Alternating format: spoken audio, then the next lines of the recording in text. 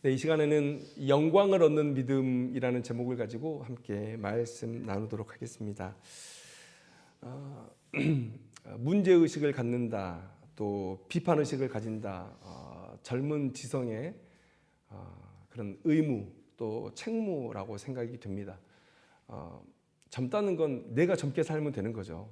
저도 젊은 지성으로, 젊은 목회자로서 조금 이 시대의 문제의식을 가지고 한번 얘기를 해보고 싶은데, 요즘 항상 있어 왔던 문제들인데 요즘에는 여러 언론들을 통해서 이제 터져 나올 뿐이죠. 예전에는 한 큰 구멍만 막으면 됐던 시대였는데 지금은 여기저기서 작은 구멍에서 막 터져 나오니까 그 문제를 이제 막을 수 없게 됐습니다. 뭐 정치도 마찬가지, 종교도 마찬가지, 사회도 마찬가지, 뭐 여기저기서 다 터져 나오고 있죠. 그러다 보니까 아주 오래된 문제들인데 요즘에 와서 더욱더 부각되는 그런 문제들이 있습니다. 뭐 재정 문제, 성 문제, 또 세습 문제, 이런 것들이 목회자들에게서 나타나는 그런 모습들입니다. 어느 성도님과 얘기를 하는데 이런 얘기를 해요. 이러이러한 건 우리 목사님이 문제인데 다른 건 다 괜찮다는 거예요. 그래서 우리 목사님은 훌륭하다, 이렇게 결론이 나요. 돈, 성 문제는 뭐 더 제가 얘기할 필요가 없겠죠. 이것은 뭐 돌이킬 수 없는 죄악이니까. 근데 세습의 문제를 가지고 잠깐 얘기를 했었는데 어느 목사님은 교회 성도들이 절반 이상이 반대를 했습니다. 그런데 3분의 2가 교회를 나갔어요. 아들을 세습을 했습니다. 그런데 그분이 항상 하는 말이 뭐냐면 교회를 위해서 그랬다는 거예요. 그래서 성도의 3분의 2가 나가도 나는 세습을 해야 된다라는 거죠. 설교를 못하고 성품도 별론데 세습을 했다는 거예요. 어렸을 때부터 형제들끼리 이 교회 내 거라고 싸웠대요. 그 얘기가 공공연하게 교회 안에 돌고 있는데 그 아들에게 세습을 했습니다. 그런데 설교 잘하고 책 잘 쓰고 괜찮대요. 훌륭한 목사님이래요. 그거 빼면 훌륭하대요. 제가 그렇게 말씀드렸습니다. 세습하면 그 목사님이 그동안 30년, 40년 동안 설교했던 게 다 헛것되는 겁니다. 우리가 설교할 때 무슨 얘기하죠? 고난 얘기하죠. 물질에 대해서 자유하고 또 물질을 내려놓으라고 얘기하죠. 청직이라고 얘기하죠. 성도들을 너를 희생해서라도 사랑해야 된다고 얘기를 하죠. 그렇게 우리 설교했고 내가 그렇게 살고 있노라고 얘기를 했어요. 근데 마지막 때 세습을 했다? 그건 자기의 인생을 부정하는 겁니다. 그래서 안 된다는 거예요. 비판받아 마땅한 상황인데도 불구하고 신자들이 많이 가지고 있는 모습이 뭐냐면 착한 사람 콤플렉스예요. 교회 다니면 비판하면 안 되지. 교회 다니면 비판하면 안 된다는 거예요. 바울이 크게 한몫했죠. 로마서 2장 1절 말씀에 그러므로 남을 판단하는 사람아, 누구를 막론하고 내가 핑계하지 못할 것은 남을 판단하는 것으로 내가 너를 정죄함이니 판단하는 내가 같은 일을 행함이니라. 여러분, 이 본문은 우리에게 비판하지 말라는 얘기가 아닙니다. 결론적으로 말하면. 이 본문은 제가 따로 설명드릴 시간이 있을 텐데, 만약에 이 말이 비판하지 말라는 말이면 그러면 가장 먼저 비판받아야 될 사람은 바울이에요.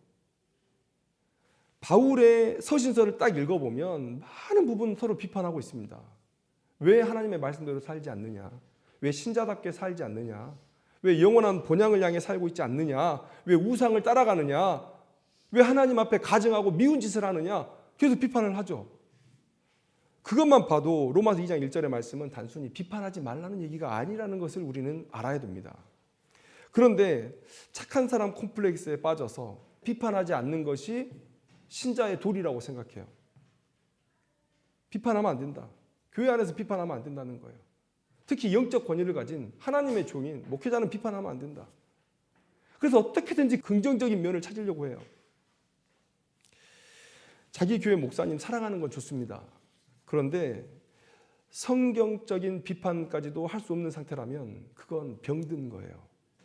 교회도 병든 거고 목회자도 병든 거고 그렇게 하고 있는 성도들도 병든 겁니다. 매우 심각한 상태에 있는 거예요. 오늘 우리가 그 얘기를 해보고 싶은 거예요. 도대체 이 시대의 교회를 망치는 사람이 누구냐? 많은 사람들은 목회자에게 손가락질하거든요. 그런데 여러분들에게 성장의 기회를 줬음에도 불구하고 성장하지 않고 그렇게 눈먼 채로 귀 닫은 채로 목회자를 추종하고 있는 여러분들도 교회를 망친 원흉이 될 수 있다는 거예요. 오늘 우리가 바락의 이야기를 함께 나눌 텐데 바락의 모습을 보면서 과연 장성한 분량의 믿음이 어떤 믿음이냐, 우리가 이것을 좀 깨달았으면 좋겠어요. 그리고 하나님의 영광을 얻는 믿음은 어떤 믿음이냐, 그것을 묵상하는 귀한 시간이 되었으면 좋겠습니다. 사사기 시대는 이스라엘이 영적으로 아주 어두웠던 시대입니다. 가나안의 모든 민족을 진멸하고 거룩하라고 하나님께서 명령을 내리셨는데 그들이 그렇게 행하지 못했어요. 여호수아가 큰 대적들을 다 물리쳐줬고 이제 잔불 정리만 하면 되는 거예요. 큰 불은 다 정리됐습니다. 이제 나무까지 꺾어다가 조그만 물 가져다가 잔불 정리만 하면 되는 그런 상황이 이스라엘 백성들에게 펼쳐졌는데 그 잔불 정리를 못해서 다시 산을 홀라당 태우는 그런 일을 벌이고 있는 장면이 바로 사사기에 기록이 되어 있습니다. 이스라엘은 하나님께서 그렇게 하지 말라고 했던 이 이방 민족과 혼합되었어요. 혼인으로 혼합되었습니다. 그들의 종교를 따라갔습니다. 그들의 풍습을 따라갔습니다. 그래서 하나님을 향한 영적 반역이 극심해지기 시작한 거예요. 하나님은 그런 이스라엘을 징계하셨고 그 주변 나라들을 통해서 이스라엘을 징계하셨습니다. 이번에는 가나안 차례였어요. 가나안은 이 전 사사기를 살펴봐도 유례가 없을 강한 군대를 가지고 있었습니다. 철병거가 900대다. 다윗의 시대까지 이스라엘에는 철 무기가 없었어요. 사울과 요나단만 철 무기를 가지고 있었고 나머지 모든 백성들은 아마도 청동기였겠죠. 이 시절에 가나안은 철병거 900대를 가지고 있었다는 거예요. 여러분, 탱크 900대를 소총으로 이길 수 있습니까? 그거 불가능하죠. 그런 어마어마한 힘을 가지고 이 가나안이 이스라엘을 20년 동안 압제를 하고 있었다는 겁니다. 그런데 이스라엘 백성들이 하나님께 부르짖었어요. 이스라엘을 하나님 백성 삼으셨던 하나님은 사랑으로 그들을 용서하기로 하셨고 그들을 구원하기로 하셨습니다. 그렇게 그 시절에 사사로 사역하고 있던 드보라에게 명령하셨어요. 가서 바락을 불러서 납달리와 스불론 지파의 10,000명의 군사를 모아다가 전쟁을 해라. 그러면 내가 너희들에게 승리를 주겠다라고 말씀하신 거예요. 그래서 드보라는 당연히 바락을 불러다 놓고 얘기를 하죠. 하나님께서 이러이러하게 명령을 내리셨으니 너는 순종하라. 납달리와 스불론 지파 10,000명을 데려다가 전쟁터에 나가라. 다볼산으로 올라가라. 그러면 하나님께서 너를 이기게 하실 것이다. 그런데 바락은 올라가지 않겠다고 얘기해요. 정확히 말하면 혼자는 못 가겠다. 드보라 당신이 나와 함께 가면 내가 올라가겠다라고 얘기해요. 여러분, 바락의 문제는 무엇입니까? 왜 드보라와 함께 가려고 하는 걸까요? 물론 이 전쟁에 대해서 두려움을 가지고 있는 건 당연한 얘기입니다. 가나안이 가진 전력에 압도당했을 거예요. 철병거 900대, 20년 동안 압제당한 그런 상황이라면 사실 담대하게 나가는 게 어려운 일이죠. 그러나 하나님은 이 사사 드보라를 통해서 승리를 약속해 주셨습니다. 그런데 바락은 그 하나님의 약속을 믿지 않았어요. 드보라를 믿었어요. 자, 여러분 보세요. 드보라는 하나님의 사람입니다. 그걸 의심하지 않았어요. 이 드보라는 하나님의 사람이었고 그래서 드보라의 입을 통해서 선포된 말씀은 당연히 하나님의 말씀이었어요. 전한 사람도 하나님의 사람이요 주신 말씀도 하나님의 말씀인데 바락은 못 가겠다는 거예요. 그리고 하는 말이 뭡니까? 드보라 당신이 나와 함께 가면 올라가겠다는 거예요. 이건 무슨 얘기입니까? 하나님을 믿은 게 아니라는 거예요. 바락은 지금 드보라를 믿고 있다는 거예요. 여러분, 여인 한 사람이 그 10,000명에서 더해진다 한들, 그래서 11,000명이 된다 한들 전투력이 확 올라가겠습니까? 아니죠. 그런데 드보라만 있으면 이 전쟁에서 이길 거라는 거예요. 드보라 당신만 우리와 함께 가면 이길 수 있겠다는 거예요. 하나님이 주신 약속을 믿은 게 아니고 지금 드보라를 믿고 있는 거예요. 여러분, 믿음은 두려움을 이깁니다. 하나님을 향한 믿음은 두려움을 이기게 합니다. 그런데 오늘 바락은 무엇으로 자신의 두려움을 이겨냈습니까? 더 정확히 말하면 바락은 오늘 이 전쟁에 앞서서 누구로 자신의 두려움을 이겨내고 있습니까? 하나님이 아니라는 거예요. 드보라라는 거예요. 하나님이 아닌 사람을 향한 신뢰, 이게 바락의 믿음의 정체였던 거예요. 그냥 평범한 삶의 순간에는 그 믿음이 드러나지 않습니다. 행동도 믿음의 사람처럼 하고 말도 영적 언어를 얼마나 잘 쓰는지 몰라요. 그래서 하나님의 사람인 것처럼 하고 또 얘기 나눠보면 믿음의 연수도 길어요. 모태신앙인 사람도 있고 어렸을 때 주일학교부터 신앙했던 사람도 있고 20년, 30년, 40년 그렇게 신앙생활해서 누구보다도 교회 안에서의 문화는 잘 알아요. 어쩌면 바락이 그런 사람이었는지도 몰라요. 그래서 하나님께서 드보라를 통해서 바락 불러서 명령을 하라 했을 때 아마 드보라가 어떤 반론도 제기하지 않았을지 몰라요. 그런데 드보라도 몰랐고 바락도 몰랐고 그 주변에 누구도 몰랐던 이 바락의 믿음의 실체가 오늘 이 하나님의 명령 앞에 낱낱이 드러나 버렸죠. 한꺼풀 한꺼풀 벗겨지면서 바락의 믿음의 실체가 드러났습니다. 그의 믿음의 실체는 뭡니까? 하나님을 향한 믿음이 아니었다는 거예요. 사람을 향한 믿음이었다는 거예요. 드보라를 향한 믿음이었다는 거예요. 여러분, 이런 믿음이 우리 주변에서 너무 자주 보이니까 문제예요. 너무 자주 보이니까. 드보라가 뭐라고? 드보라만 함께하면 900대의 철병거를 가진 가나안을 이기겠다는 믿음을 갖습니까? 이거 하나님을 향한 믿음이어야 되지 않습니까? 그런데 우리는 주변에서 사람을 의지하는 신앙인들을 너무 많이 봐요. 너무 많이 봐요. 목회자의 의무는 신자의 믿음을 책임지고 그들이 믿음으로 세상을 살아낼 수 있도록 그리고 마지막에는 천국에 이를 수 있도록 돕는 일이죠. 열심히 돕는 일입니다. 그래서 하나님께서는 목회자에게 반드시 특별한 은사를 주셔요. 특별한 은사를 주시는데 왜 그러냐면 여러분, 좋은 주인은 청지기를 어떻게 다룹니까? 그에게 어떤 책임만을 주는 것이 아니라 그 책임을 완수하기 위한 권한과 또 자원도 아끼지 않는 거예요. 그런 권한 속에서 그가 일을 하는 거죠. 그래서 저는 목회자가 기도할 때 하나님께서 반드시 은혜를 주신다고 봐요. 왜냐하면 목회자를 통해서 교회를 이끌어 가야 되기 때문에 성도들에 대한 기도의 응답이라든지 이런 것들 하나님께서 우리에게 선물로 주시는 은사라고 생각합니다. 우리가 불쌍하니까, 우리가 연약하니까 특별한 은사를 주신다고 봐요. 그런데 그러다 보니까 목회자들이 시험에 빠진단 말이죠. 높은 강단에 서서 설교하고 여기저기 불려다니면서 모임 중에 상석에 앉고 그렇게 대접을 받다 보니까 목회자들이 우상의 자리에 앉아요? 아니요. 우상이 되어버렸어요. 우상의 자리에 앉는 게 아니라 우상이 되어버렸다니까요. 목회자가 우상이에요. 우상을 숭배하는 것 자체가 하나님께서 가증 여기시는 죄악인데 섬기는 게 아니라 이제 우상 자체가 되어버렸다는 거예요. 사꾼 목자가 그런 자들 아닙니까? 자기의 유익을 위해서 성도들을 이용하는 자가 사꾼 목자예요. 성경에 정의하는 게 그렇습니다. 자기를 섬기라는 거예요. 성도들이 섬기면 우상이죠. 우상의 자리에 앉아요.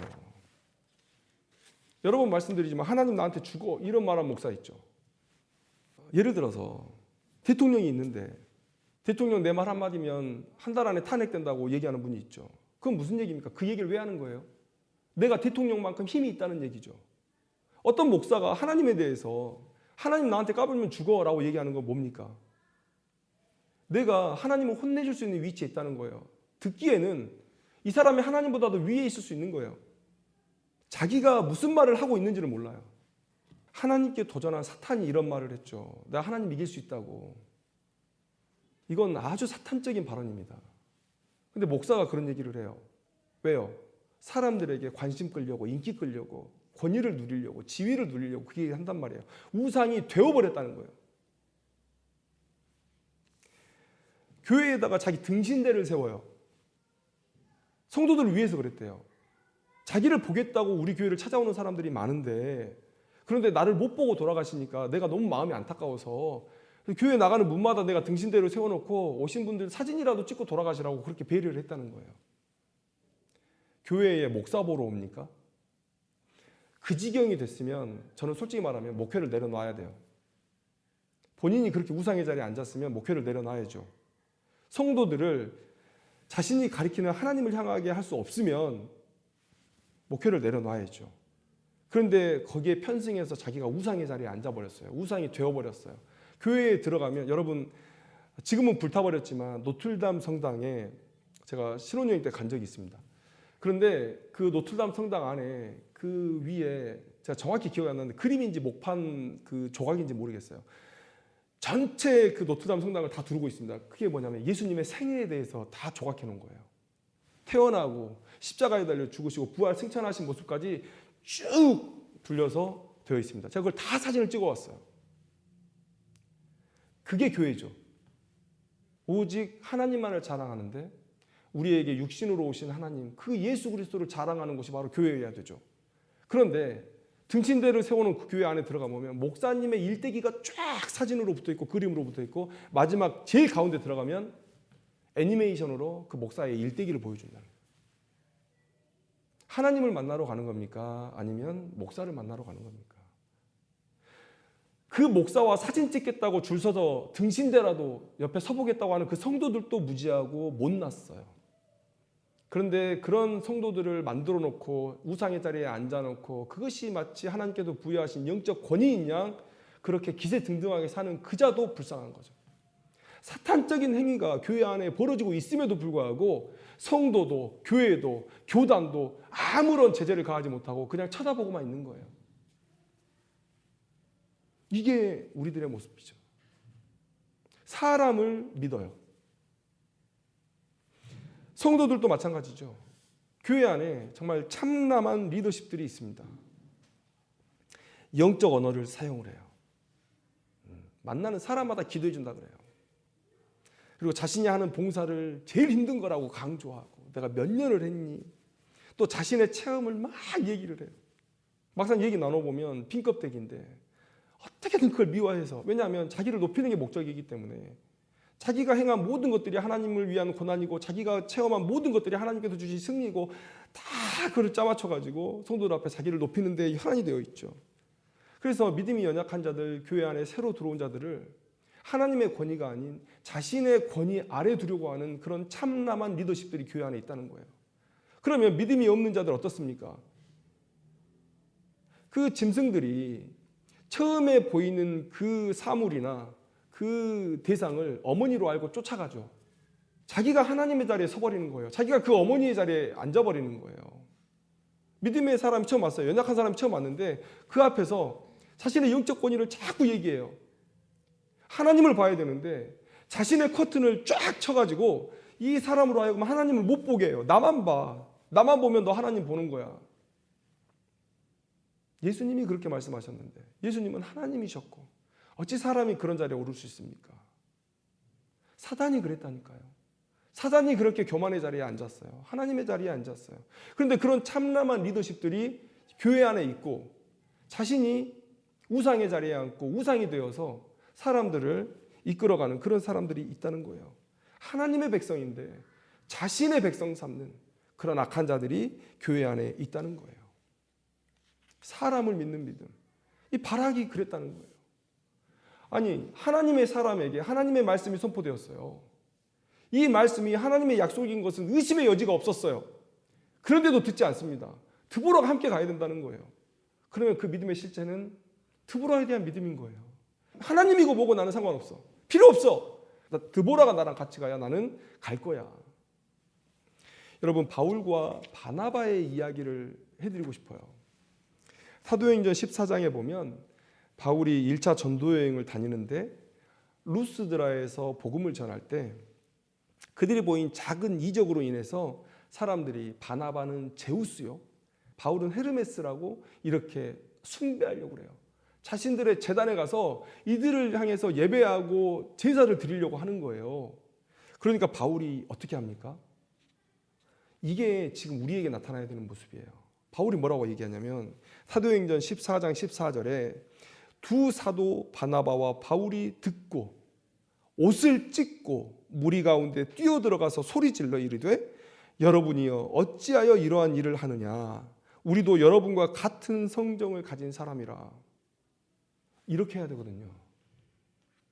내가 혹여나 마음이 높아지고 사람들이 하나님을 보지 않고 나를 보는 그런 경향이 조금이라도 보인다면 그런 영적 민감함으로 그것을 캐치했다면 오늘 바울과 같이 해야 돼요. 그 앞에서 옷을 찢고 나도 너희와 같은 인간인데 하나님께서 너희들에게 은혜 주신 건데 왜 나를 바라보느냐. 그렇게 해야 되죠. 이 바울은 하나님의 영광을 가로채는 일이 얼마나 두려운 일인지를 알고 있는 거예요. 그래서 절대 하면 안 된다. 자기 옷을 찢어버려요. 그리고 큰 소리로 소리 지르죠. 그렇게 하지 말라고. 그렇게 하지 말라고. 여러분, 이게 신자의 바른 모습이고 목회자의 바른 모습이에요. 그러면 목회자는 이 바울과 바나바의 이 사역, 하나님의 영광을 가로채는 일이 얼마나 두려운지를 날마다 생각하면서 내가 혹시라도 성도들의 마음 가운데 요만큼이라도 나를 의지하는 그런 마음이 드는가? 라고 하는 것들을 살펴야죠. 저는 목사님만 있으면 돼요. 막 성도들이 만난 자리에서 목사님한테 아부하고 알랑방구 끼고, 여러분 그걸 기뻐할 일이 아니라니까요. 그러한 모습들이 나를 죽일 수 있다는 걸 알고 성도들에게 야단을 치고 호통을 쳐야죠. 당신에게 일어난 모든 사건, 그것이 목회자를 통해서, 그런 기도를 통해서 일어나는 일이더라도 나는 하나님의 도구일 뿐이고 하나님께서 당신에게 복 주신 겁니다. 내가 기도해도 안 들어주실 수 있어요. 그런데 하나님께서 들어주실 수도 있어요. 안 들어주신 것도 응답이고 들어주신 것도 응답이고, 하나님께서 당신을 위해서 일하고 계시다는 그것을 바라보고 하나님을 찬양할 줄 알아야죠. 그렇게 내 손가락으로 하나님을 가르칠 줄 알아야죠. 성도들이 내 손가락을 바라보고 있으면 내 손가락을 잘라서라도 하나님을 바라보게 해야죠. 그게 목회자죠. 사도 바울이 그랬다니까요. 바나바가 그랬다니까요. 그런데 영적으로 너무 민감하고 영적으로 너무 둔감해져서 이제 그걸 못 느끼는 거예요. 내가 사람들에게 대접을 받다 보니까 왕의 자리에 오르고 우상의 자리에 오른 게 당연하게 생각해요. 내가 하나님의 권위를 누리는 게 당연하게 생각해요. 성도들은 또 어떻습니까? 성숙한 성도들이라면 목회자가 그렇게 가지 않도록 막아줘야죠. 제가 여러 번 말씀드리잖아요. 장로들이 하는 일이 뭡니까? 목사님 그렇게 하시면 안 됩니다 얘기하는 게 장로라고 말씀드렸잖아요. 목사님들 딸랑이 되고 거숙이 되고 이거가 아니라니까요. 장로교 정치체제를 받아들인 이유는 목회자의 불완전함을 믿기 때문에 장로제도가 생긴 거예요. 그런데 목사님이 나 장로 시켜줬다고 그렇게 목사님들 딸랑이가 돼가지고 딸랑딸랑 하고, 목사님이 자기 우상이 돼서, 하나님이 죽으라면 죽고 하나님이 살라면 살아야지 왜 목사님이 죽으라면 죽고 왜 목사님이 살라고 하면 살고, 왜 그렇습니까? 이런 일들이 지금 한국교회 안에 비일비재하게 일어나고 있다는 거예요. 이상적인 것은 무엇입니까? 우리가 믿음의 장성한 분량으로 서로가 자라가야 돼요. 목회자는 하나님 앞에 겸손함을 가지고, 또 성도들은 목회자를 존경하지만 그러나 목회자를 쓰신 하나님이 주인공이 돼서 항상 일어나는 사건들마다 하나님을 묵상하려 하고, 그래서 목회자는 단순히 하나님을 가리키는 손가락에 불과하다, 하나님을 비추는 조명에 불과하다, 이런 생각을 가지고 그에게 무슨 좋은 일이 있거나 무슨 안 좋은 일이 있거나 항상 하나님을 묵상하는, 하나님을 내 삶으로 끌고 들어오는 그런 일들이 우리 안에 있어야죠. 목사가 뭐라고요? 오늘 설교하고 내일 죄 짓고 그럴 수 있는 사람이 목사들입니다. 똑같은 인간들이에요. 저는 세습하신 목사님들 비판합니다. 세습이 한국교회의 큰 악이라고 생각해요. 한국교회의 이런 무기력을 세습이라는 제도가 조장하고 있다고 생각해요. 그런데 그분들이 살아왔던 30년, 40년의 세월을 다 부정할 수는 없겠죠. 얼마나 하나님 앞에 열심을 냈겠습니까? 그런데 어느 한순간 내 마누라가 자식한테 줘야지, 내가 옳은 생각을 해도 집에서 계속해서 마누라가 자기를 괴롭혀가지고 어쩔 수 없었다는 거예요. 내 자식을 보니까 밖에 나가고 취직할 만큼 능력도 안 되는데 얘 세상에 내보냈다가 어떻게 하냐고, 나 편하게 눈 감을 수 있겠냐고. 그래서 갑자기 늙음하게 신학을 시켜요. 교회에 물려주고. 하나님의 자리에 앉는 일입니다. 발악의 문제가 뭡니까? 사람을 신뢰했다는 거예요. 사람을 신뢰했다. 목회자를 신뢰했다. 다행히도 드보라는 그런 하나님의 자리를 탐한 그런 여인은 아니었어요. 그런데 여러분, 목회자가 잘못되지 않아도 성도들이 잘못될 수 있어요. 오히려 목회자의 그런 거룩한 모습을 보고 성도들이 또 더 좋다는 거예요. 우리가 성숙해야 될 필요가 있다라는 거예요. 여러분, 오늘 성경 말씀에 8절에 뭐라고 되어 있습니까?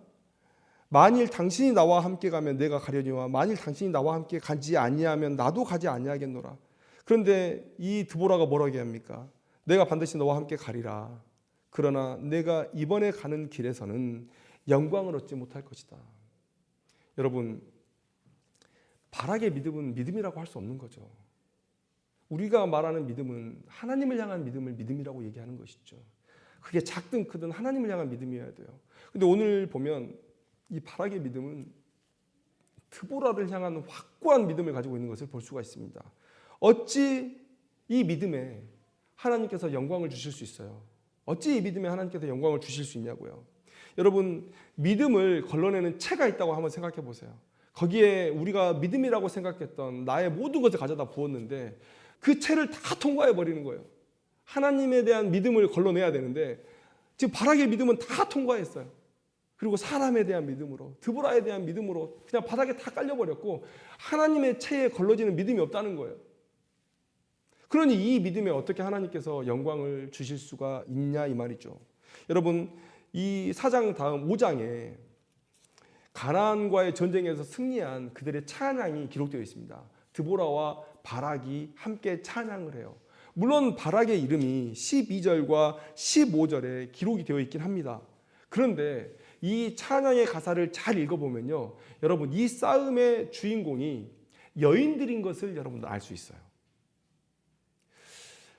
가나안과의 전쟁에서 그 영광은 바락에게 가지 않을 것이다 라고 말씀하고 있습니다. 그러면 과연 그 영광이 누구에게 갔느냐?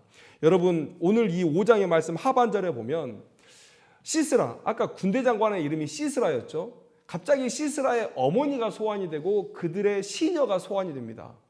어머니가 이렇게 걱정하며 얘기해요. 26절, 5장 26절을 보면 시스라의 어머니가 창문을 통하여 바라보며 창살을 통하여 부르짖기를 그의 병거가 어찌하여 더디오는가, 그의 병거들의 걸음이 어찌하여 늦어지는가, 이렇게 얘기하고 있죠. 그런데 그 밑에 시녀들이 뭐라고 얘기합니까? 그의 지혜로운 시녀들이 대답하겠고 그도 스스로 대답하기를 그들이 어찌 노량물을 얻지 못하였으랴, 그것을 나누지 못하였으랴, 사람마다 한두 처녀를 얻었으리로다. 시스라는 채색 옷을 노력하였으리니 그것은 수놓은 채색 옷이리로다. 곧 양쪽에 수놓은 채색 옷이리니 노력한 자의 목에 꾸미리로다. 이 얘기는 무슨 얘기입니까? 여러분, 여기서 지금 이 시를 쓴 드보라와 바락은 시스라의 어머니를 본 적도 없습니다. 그의 시녀들을 만난 적도 없어요. 그냥 문학적인 기법으로 이 글을 쓰고 있는 거예요. 그런데 27절에 그의 지혜로운 시녀들, 여러분, 이건 조롱하는 거죠. 비아냥거리는 거죠. 여러분, 생각해 보세요. 이미 가나안의 전쟁 속에서 시스라는 죽임을 당했습니다. 누구에게요? 야엘이라는 여인에게. 전쟁에서 겨우겨우 살아가지고 빠져나가서 자신과 평소에 친분이 있던 야엘의 집으로 도망을 갔는데 야엘에게 물을 달라 했을 때 야엘이 우유를 줍니다. 이 노래에 엉긴 젖이라는 표현이 나와요. 그러니까 우유를 먹었어요. 배고픈 상태에서, 진이 빠진 상태에서 우유가 들어왔어요. 약간 걸쭉한, 엉긴 젖이라고 표현한 거 보니까 약간 걸쭉한, 치즈가 되기 직전에 그런 우유였던 것 같아요. 근데 먹으면 여러분 소화가 안 되잖아요. 소화가 안 되면 식곤증이 오죠. 그러니까 졸린 거예요. 그러니까 야엘이 지혜롭게 물을 달라 했을 때 엉긴 우유를 주면서 그를 잠들게 했고, 잠든 순간에 그의 관자놀이에 말뚝을 박아버리죠. 그래서 죽입니다. 그 이야기가 기록되어 있고, 그 다음에 드보라가 이 전쟁의 선봉에 서 있죠. 자, 그러면 영광을 얻은 여인은 둘입니다. 드보라와 야엘이에요. 그런데 이들의 사역이, 이 여인들의 사역이 더 부각되는 건 뭡니까? 그 뒤에 여인들이 등장하기 때문에 그래요. 시스라의 어머니는 지금 아들을 기다리고 있고, 그런데 시녀들은 이겼을 겁니다 라고 얘기하는 거예요. 그러니까 조롱하는 거예요. 그러니까 드보라와 야엘과 그 다음에 시스라의 어머니와 그 시녀들, 이 대립을 통해서 그들을 조롱하면서 이 드보라가 건졌던, 또 야엘이 건졌던 이 승리를 더 놀랍게 올려주고 있는 그런 찬송 시인 거예요. 그러면 이 영광은 누가 얻은 겁니까? 바락이 얻은 게 아니라 드보라와 야엘이 얻었다는 것. 더 말하면 야엘이 얻었다는 것을 오늘 얘기해 주고 있는 거예요. 뒤에 히브리서 11장에 보면 바락이 믿음의 용사로 등장을 합니다. 그런데 히브리서에서는 그럴지 몰라요. 그런데 사사기에서 바락의 이름이 많이 등장하기 때문에 아마 기록된 것으로 보이는데, 이 사사기에서는요, 바락의 영광이라 할 게 없습니다. 바락의 영광이라 할 것이 없어요. 여러분, 바락의 믿음은 하나님을 향한 믿음이 아니었고 그래서 하나님께서 그의 모든 수고에 영광을 주실 수 없었다. 여러분, 이게 얼마나 두려운 말씀입니까? 여러분들이 이 세상을 사는 이유가 무엇입니까? 오직 하나님께서 주시는 그 상급 하나 바라보고 살아가잖아요. 억울한 사람들 많아요. 왜 나는 이렇게 가난한 집에 태어났지? 왜 남들 받는 교육도 못 받고, 왜 남들 받는 부모의 사랑도 못 받고, 여러분 이렇게 억울한 사람들이 있습니다. 어떤 사람은 그냥 아무것도 한 것 없이 가진 자들도 많아요. 그런데 여러분, 이 지위가, 이 신분이 영원하지 않을 거예요. 우리가 이 땅에서 그런 어려운 상황들을 딛고 순종한다면, 그러면 하나님께서 하늘나라에서 우리에게 주시는 상급이 훨씬 클 거라고 생각돼요. 우리 그것 바라보고 가잖아요. 그런데 우리가 이 말씀을 온전히 깨닫지 못하고 교회에도 나와요. 목사님 말씀도 잘 듣습니다. 교회 봉사도 해요. 그런데 나중에 알고 봤더니 그게 하나님을 향한 믿음이 아니었고 그냥 그 사람 쫓아가면 살 것 같아서요. 그냥 그 사람이 내게 위로를 줘서요. 이런 믿음이었다면 하나님의 심판대 앞에 가서 우리가 하나님 앞에 받을 게 뭐가 있겠냐는 거예요. 얼마나 두려운 말씀입니까? 여러분, 제가 목회자로서 여러분들에게 이런 얘기를 하기는 그렇지만 목회자들을 존경하는 게 맞죠. 성경은 참 민망한 명령을 내리고 있습니다. 가르치는 자와 좋은 것을 함께 나누라. 그러니까 이런 존경 어린 그런 마음을 갖는 건 좋은데, 그런데 그것은 하나님의 종으로서 여러분들이 수고를 해주는 것에 대한 감사의 마음으로 족한 겁니다. 이 사람을 의지하면 안 돼요. 또 누구도 의지하면 안 돼요. 그 사람들의 도움을 받아서 여러분들이 계속해서 하나님과 독대하고 또 모든 사건들을 통해서 하나님을 묵상하고, 그렇게 해서 여러분과 하나님 사이에 그런 관계가 더 돈독해지고 믿음이 성장해야 돼요. 예수님께서 십자가에 달려 죽으신 이후에 지성소와 내성소를 가르는 휘장을 찢으신 이유가 무엇입니까? 우리를 초청하는 거예요. 대제사장 거치지 말고 하나님께 바로 나와도 된다. 내가 너희의 모든 죄를 사해 줬으니 이제 사람 의지하지 말고 나에게 그냥 나오면 된다는 거예요. 근데 왜 지금 사람 의지합니까? 하나님께서 그냥 와도 된다는데 왜 사람 앞에 가서 고해성사하고 있고 왜 사람을 의지하냐 말이에요. 목사가 여러분들 천국 보내주지 않습니다. 옆에 있는 믿음 좋은 사람들이요, 진짜 여러분들을 하나님께로 다가가게 하는 사람인지 아니면 자기 종 삼는 사람인지를 여러분들 잘 판단하셔야 돼요. 한국교회 난장판입니다.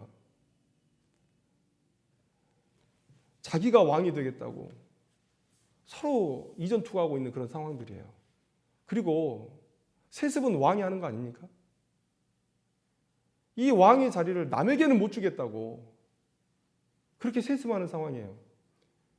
저는 아무리 훌륭한 목사라도 세습 얘기하면 그때부터는 다시 돌아보지 않습니다. 여러분, 사람 의지하는 믿음 가짜입니다. 여러분 안에 사람을 믿는 신앙이 있다면, 믿음이 있다면 그건 가짜다.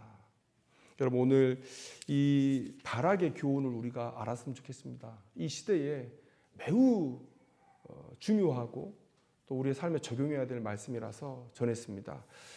영광을 얻는 믿음이 무엇인지를 깊이 있게 묵상을 하고 오늘 이 시간 엎드려서 하나님을 만나고 하나님과 대화하고 하나님을 따라가는 그런 귀한 성도님들 되기를 주님의 이름으로 축원합니다. 기도하겠습니다.